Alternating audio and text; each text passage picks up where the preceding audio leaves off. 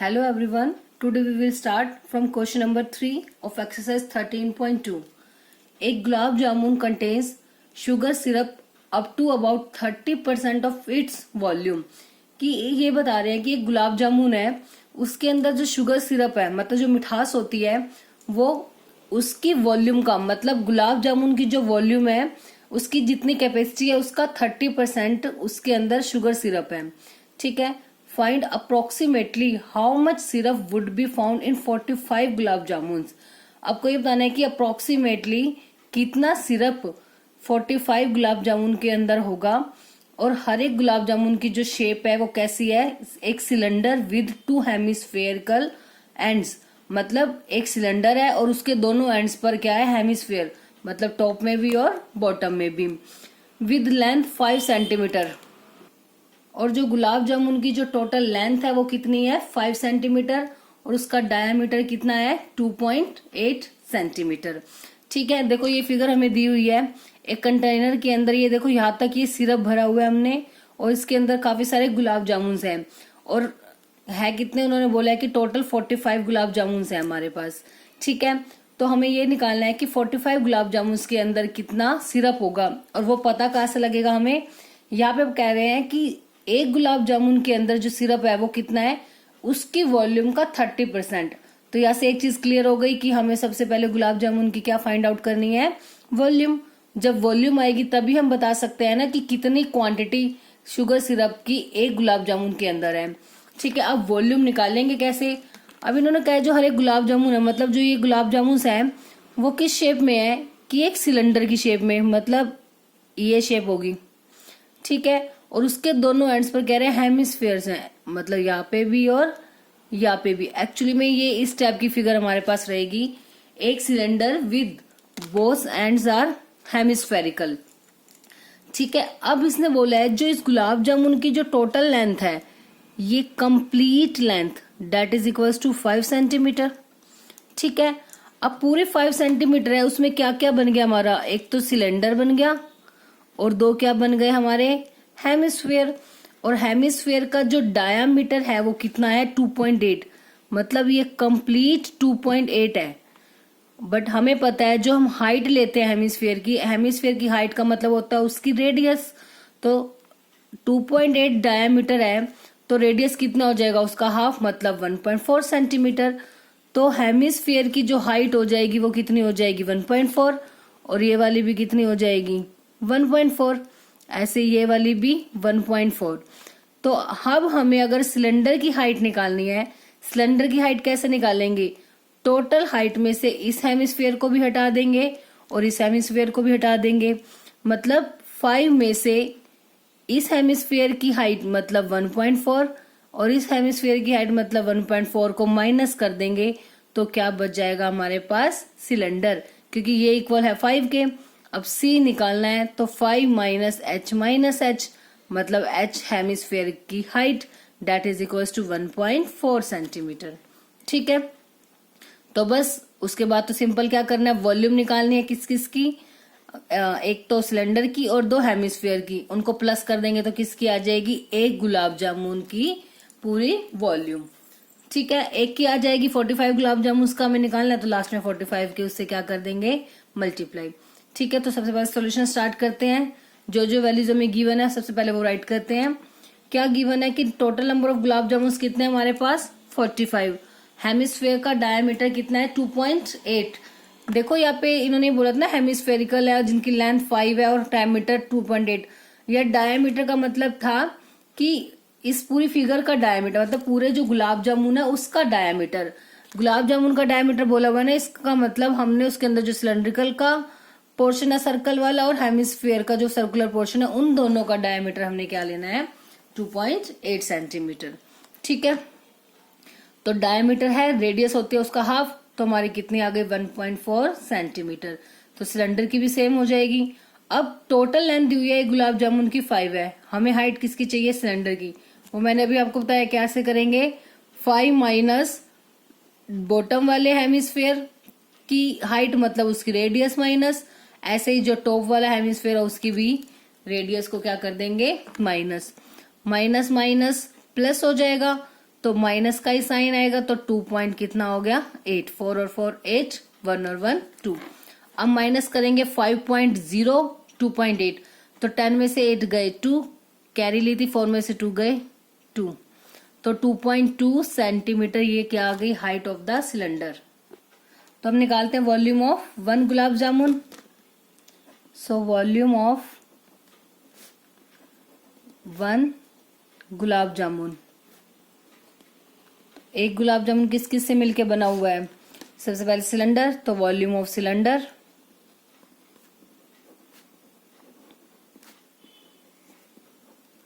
Plus volume of कितने hemispheres है हमारे पास 2, तो वॉल्यूम ऑफ 2 हेमिस्फेयर्स। ठीक है, अब सिलेंडर की वॉल्यूम क्या होती है pi r square h plus 2 hemispheres है तो 2 मल्टीप्लाई। अब हेमिस्फेयर की वॉल्यूम कितनी होती है 2/3 पाई आर क्यूब। रेडियस दोनों की सेम है तो पाई और आर हम कॉमन ले सकते हैं, आर स्क्वेयर है इसमें आर क्यूब है, तो आर स्क्वेयर हम बाहर ले लेंगे, क्या बच गया अंदर एच प्लस 2 2 जा 4, 4 बाय में 3, पाई बाहर ले लिया और आर स्क्वेयर बाहर आ गया तो कितने आर बच गए 1। अब पाई की वैल्यू मेंशन नहीं है हमारे पास तो हम कितने ले लेंगे 22/7। रेडियस कितनी आई थी हमारे पास 1.4, तो 1.4 मल्टीप्लाई 1.4 इंटू एच की वैल्यू है 2.2 प्लस 4/3 मल्टीप्लाई रेडियस थी हमारी 1.4। ठीक है, अब जो जो सॉल्व होता है उसको ऐड कर मल्टीप्लाई या कट होता है तो उसको कट कर देते हैं पहले। 7 1 जा 7, 7 2 जा 14, तो पॉइंट है तो 0.2 आ जाएगा। तो अब आगे इसको मल्टीप्लाई करके कितना आएगा 22 2 जा 44 होता है तो 4.4 क्योंकि पॉइंट है। अब 4.4 की 1.4 के साथ मल्टीप्लाई करेंगे तो कितना आएगा 6.16 इंटू, अब इनका एलसीएम ले लेंगे कितना आएगा 3, 22 3 जा कितना होता है 66, तो 6.6 क्योंकि बीच में क्या है एक पॉइंट के बाद एक वैल्यू है तो पॉइंट के बाद हमारी भी क्या आएगी एक value, plus 3 as it is 14 4 जा 56 तो 5.6 आ जाएगा। अब 6.16 मल्टीप्लाई, अब इन दोनों को ऐड करेंगे तो कितना आएगा 12.2 क्योंकि 6 और 6 12 कैरी 1, 6 और 5 11 और 1 12, point as it is, by में क्या है हमारे पास 3। अब चेक करते हैं क्या ये इससे कैंसिल आउट होगा। अब कैसे चेक करेंगे इसके डिजिट्स को ऐड करके, 6 और 1 7 और 6 13, 13 तो 3 की टेबल में नहीं आता मतलब ये किससे कैंसिल आउट नहीं होगा। अब ऐसे 2 और 2 4 और 1 5 ये भी से कैंसिल आउट नहीं होगा। तो एक तो चाहे आप इनकी यहीं पे मल्टीप्लाई करके एक इसकी वॉल्यूम का आंसर निकाल सकते हो, बट अगर आप चाहो तो अभी हम यहीं पे लीव कर सकते हैं क्योंकि हमें अभी कैलकुलेशन आगे और भी करनी है। हमें क्या फाइंड आउट करना है टोटल कितना शुगर सिरप होगा 45 गुलाब जामुन में। ठीक है, तो ये तो क्या है ये हमारी volume of 1 gulab jamun, volume of, अभी तक हमने फाइंड आउट किया एक गुलाब जामुन की वॉल्यूम कितनी है। अब हमें निकालना है कि टोटल 45 हमारे पास गुलाब जामुन है उसमें टोटल शुगर सिरप कितना होगा। तो सबसे पहले निकालते हैं शुगर सिरप इन 1 गुलाब जामुन, तो टोटल शुगर सिरप इन 1 गुलाब जामुन कितना बोला हुआ था, फर्स्ट ही लाइन में हमें मेंशन किया हुआ था कि एक गुलाब जामुन में उसकी वॉल्यूम का 30% ऑफ वॉल्यूम का 30% हमारे पास शुगर सिरप था एक गुलाब जामुन में।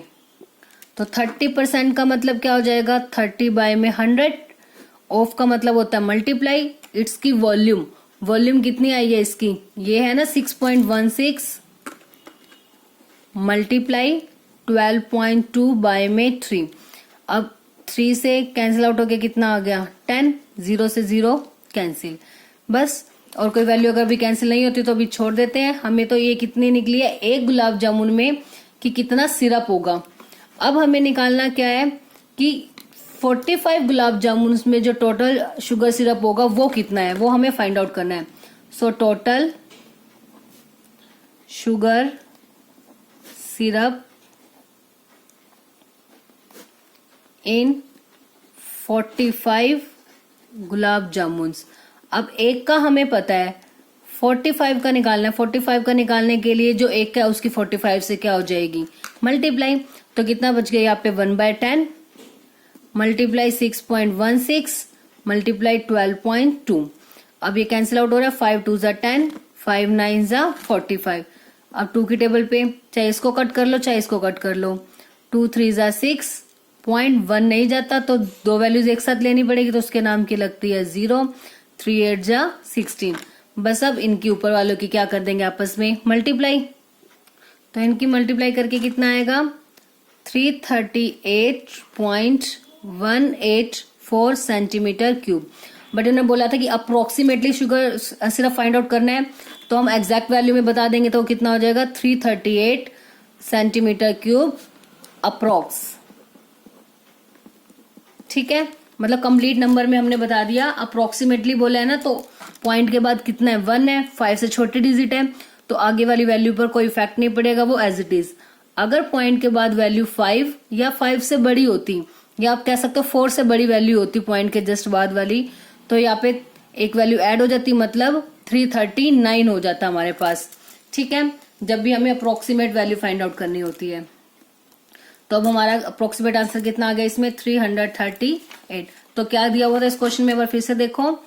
इन्होंने बोला था कि देखो हमारे पास ना गुलाब जामुन है और गुलाब जामुन की जो शेप है वो क्या एक सिलेंडर है और उसके दोनों एंड्स पर क्या बने हुए हैं हेमिस्फीयर्स।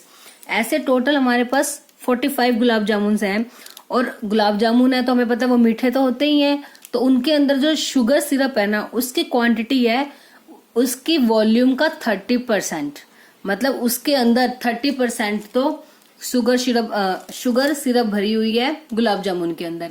ठीक है, तो और हमें बताना है कि 45 गुलाब जामुन के अंदर टोटल कितनी शुगर सिरप होगी।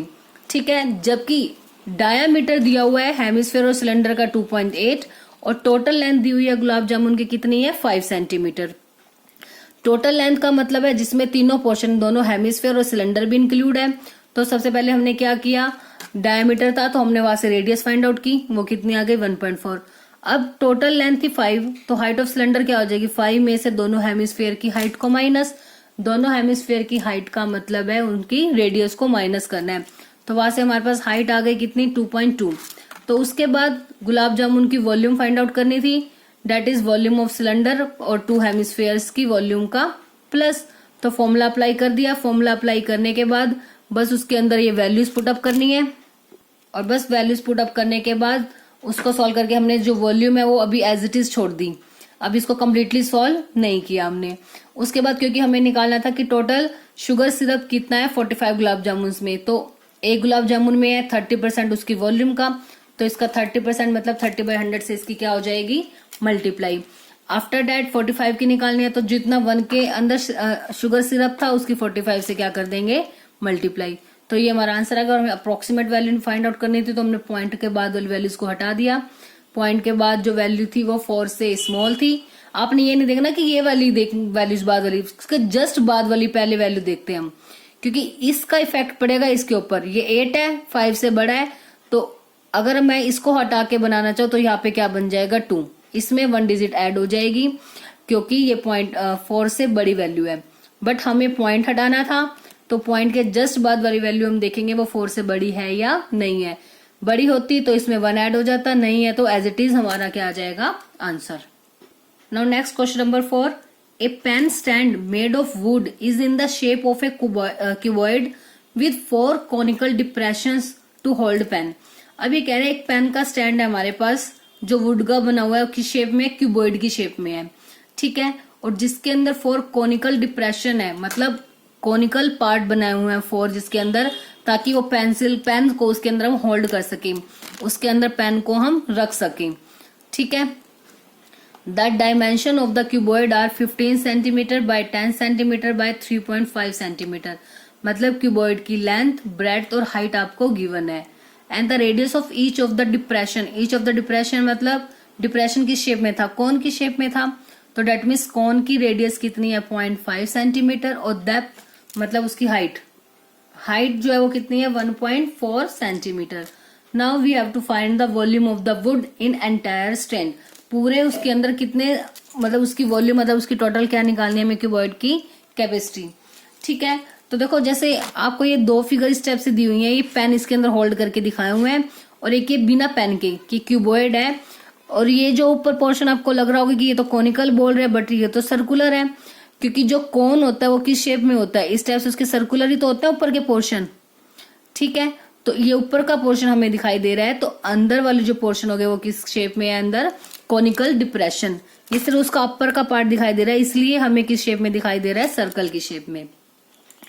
अब इसके अंदर ऐसे हो रहा है पूरे क्यूबॉइड में 4 ये कॉनिकल डिप्रेशन, मतलब ये कट किए हुए 4 पार्ट्स। देखो अगर इसमें स्पेस होगा, ये होल बना रखा होगा कॉनिकल शेप में, तभी तो इसके अंदर हम पेन को होल्ड कर सकेंगे। अगर यहाँ पे होल नहीं होगा तो पेन होल्ड नहीं होगा उसके अंदर। तो अब इसकी वॉल्यूम का मतलब क्या है, क्यूबॉइड की वॉल्यूम, और इन 4 के 4 कॉन्स की वॉल्यूम निकाल के क्या करेंगे, प्लस करेंगे या माइनस करेंगे, एक बार सोचो आप खुद भी। आई थिंक आपने सोच लिया होगा।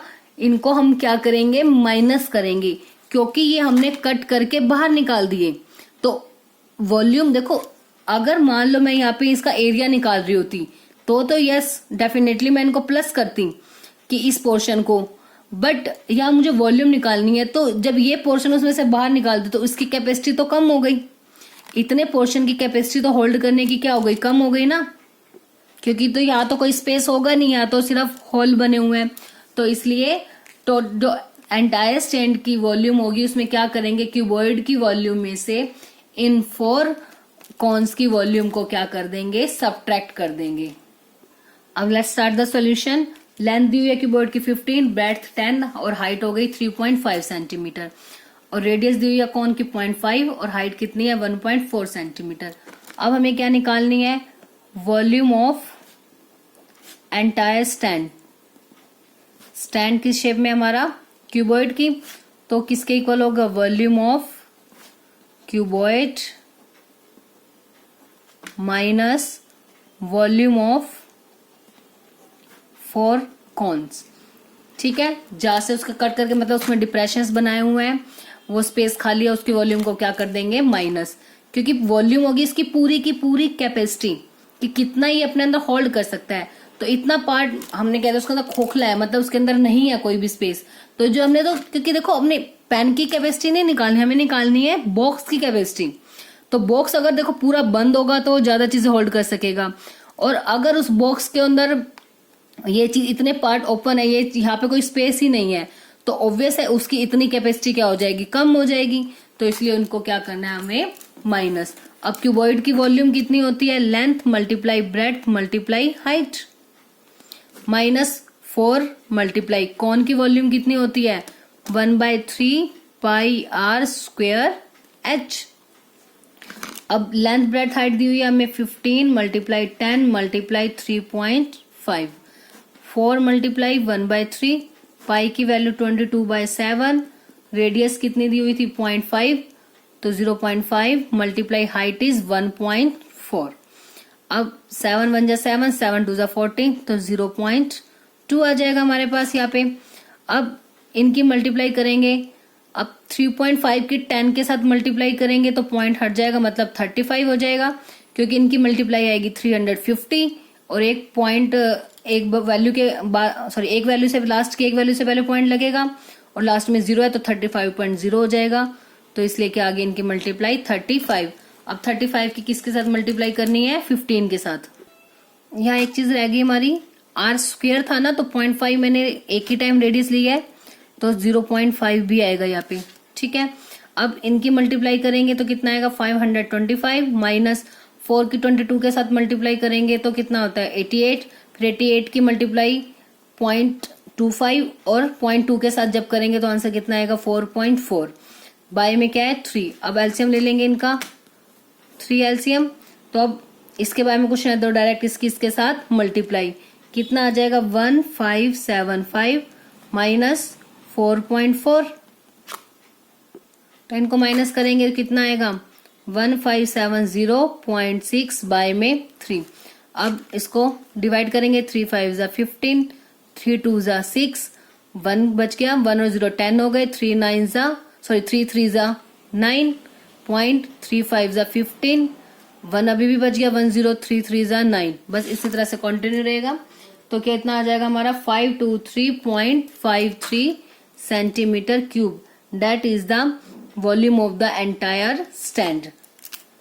ठीक है, बिल्कुल सिंपल सा क्वेश्चन था। क्या कहते हैं, क्यूबॉइड है, क्यूबॉइड की डायमेंशन हमें दी हुई थी, कह रहे उसमें 4 कॉनिकल डिप्रेशंस हैं और हमें एंटायर वॉल्यूम फाइंड आउट करनी है इस बॉक्स की। ठीक है, मतलब इस स्टैंड की। तो रेडियस कौन की भी दी हुई है हमें और हाइट भी दी हुई है। तो सिंपल सा स्टेप था, इसके अंदर क्या करना था, क्यूबॉइड की वॉल्यूम में से जो 4 कॉन्स है उनकी वॉल्यूम को हमने क्या करना है, सबट्रैक्ट। क्यूबॉइड की वॉल्यूम हमें पता है कितनी होती है, length multiply breadth multiply height, और कॉन की होती है 1/3 पाई आर स्क्वायर एच। 4 कॉन की निकालनी है तो उसकी 4 से क्या हो जाएगी, मल्टीप्लाई। बस उसके बाद सिंपली उसके अंदर वैल्यूज पुट अप करनी है और सॉल्व करके हमारा आंसर कितना आ जाएगा, 523.53 सेंटीमीटर क्यूब। तो बस आज के लिए हम 2 ही क्वेश्चंस करेंगे। आई होप दोनों क्वेश्चंस आपको अच्छे से क्लियर हो गए होंगे एंड साथ के साथ आप इन क्वेश्चंस को रिवाइज भी कर रहे हैं एंड फॉर्मूलाज भी अच्छे से लर्न कर रहे हो आप।